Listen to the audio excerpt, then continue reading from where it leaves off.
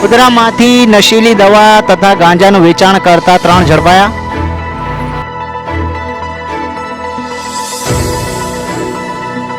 ગોધરામાં લાલબાગનું સરકારી પુસ્તકાલય 500 બેઠકની કેપેસિટી વાળું બનાવાશે.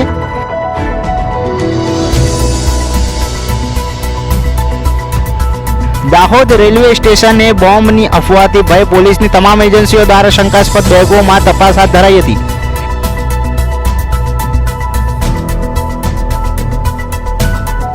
ફતેપુરાના ડુંગરા ગામેથી બાયોડીઝલ ભરેલું ટેન્કર પકડાયું. પ્રવાહીનું સેમ્પલ તપાસ અર્થે મોકલાયું.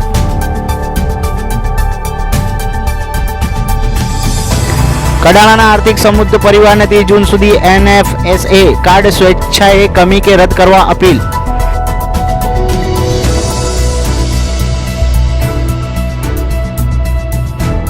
અમલીયાત ગ્રામ પંચાયતની મહિલા સભ્યને દૂર કરાઈ.